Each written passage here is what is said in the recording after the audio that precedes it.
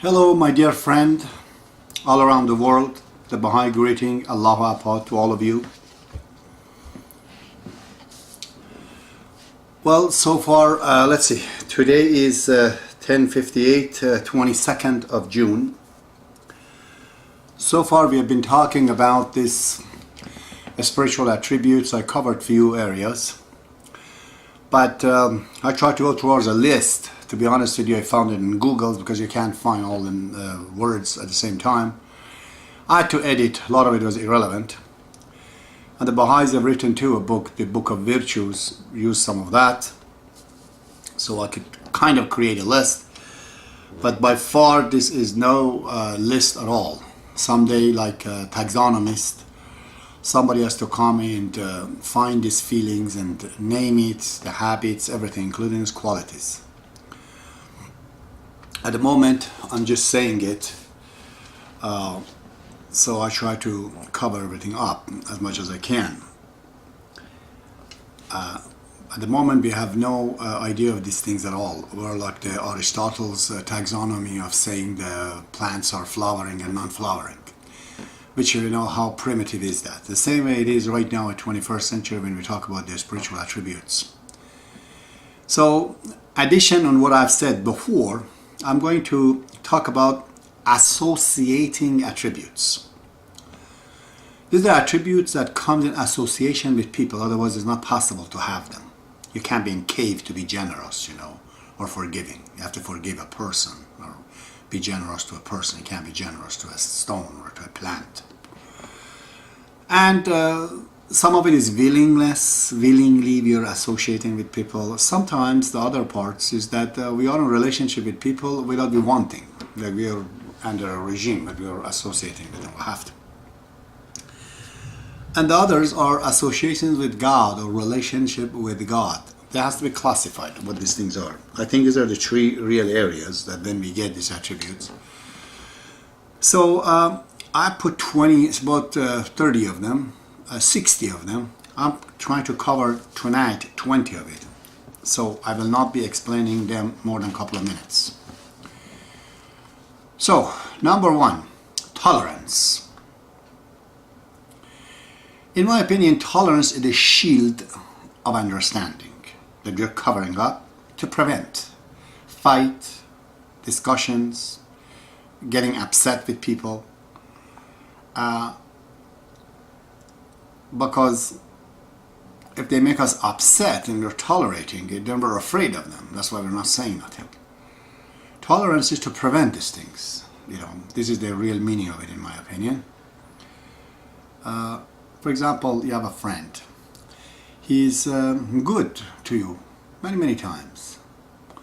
And just one time he misses it, and he says something really bad to you. You tolerate it. Why? Because you say that I'm not going to exchange 10 years of friendship with one bad day.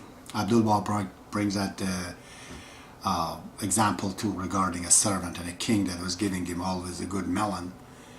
And one day gave him a very bitter taste, but he was saying, what a beautiful, sweet. And the king says, why are you saying that? He says, Your Honor, I had all my life having sweet from you. So one day I got something bitter. I should not mention it. This is enough about tolerance. So tolerance is a shield trying to protect us. I brought the second one, open-mindedness.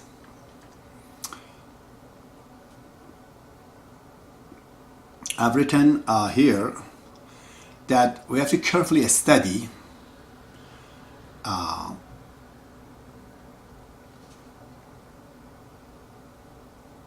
that a fellow that you wouldn't know very much, could be a student, could be nobody, he could tell you something that you could learn from it and could surprise the hell out of you sometimes.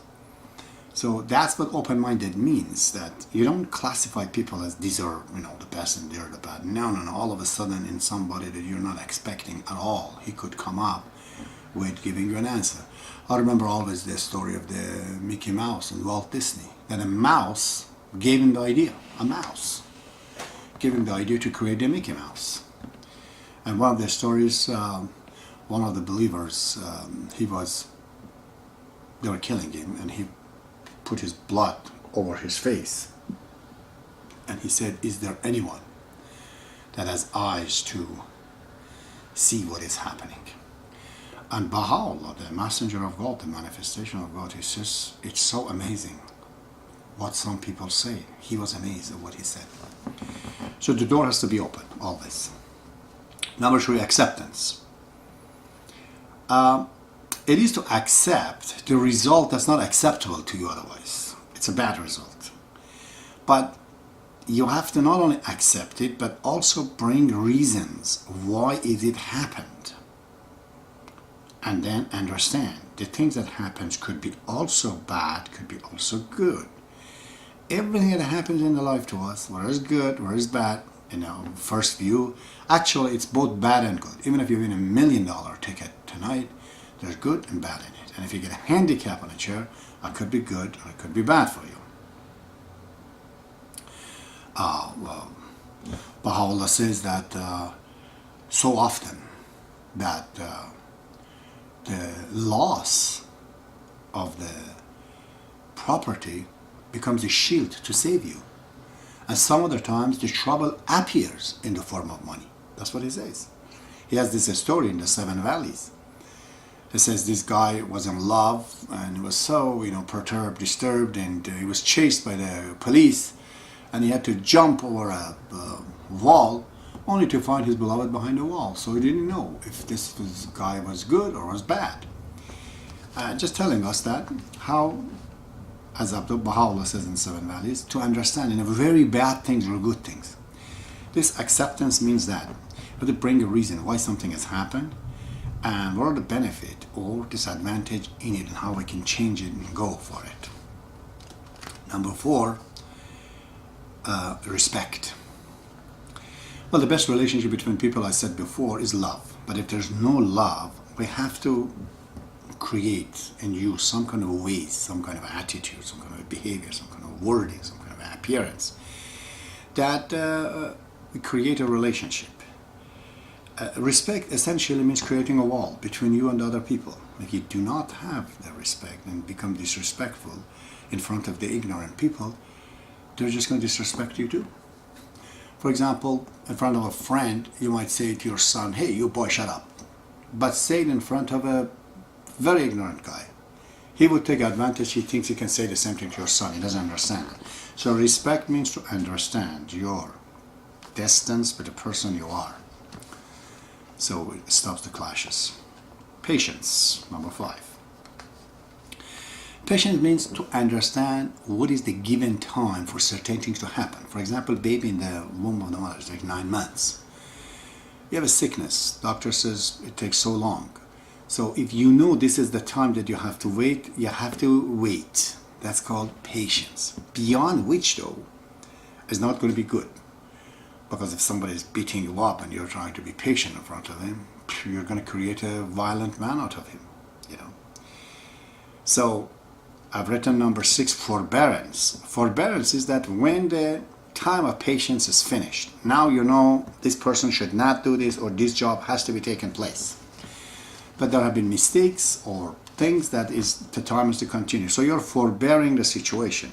But at the same time, you're thinking how to get out of these situations. If you don't think how to get out of forbearing situations, you are again creating a person who's doing things to you, you're making it bad. This is how children, they bully each other in a school, because one person is forbearing. That is good, as an extra measure to the patient, but to a certain amount. But that is a quality that helps you out still. So number 6, let's see, number 7. What have I written for number 7? Consideration. Consideration is very important. I've written to understand the limit of the people and what they say. For example, he's a partner in you. You're trying to go over a mountain for hiking, and you see he can't come because he's weaker, he's sick, he's older. You have to understand his limits. Therefore, because he's your partner, because you have started together, because you are in the same thing, do not cause embarrassment towards him. Tell him you don't know, or you're behind, or this or that. Understanding the limit of the others, it will be the considerations of towards others. But you have to know this is not laziness or anything like that. Otherwise it's fine, you have to wait for him. Number 7. Number 8, caring. That means to think about the people that you're around, study them, and be careful to see if they're going to do something wrong. Before they do it, you go and tell them, don't do it. This might result in this might result in that. But you have to be careful again in doing that, using really a proper, counseling, something like to create a relationship before you say to a person you care for him, because you don't understand why otherwise. Number 9, forgiving. That means to give in.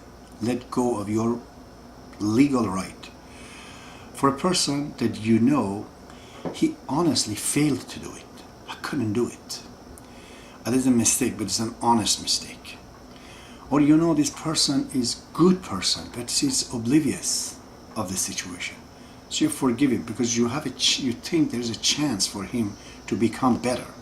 I remember the story of Jean Valjean in Les Miserables, when he stole all the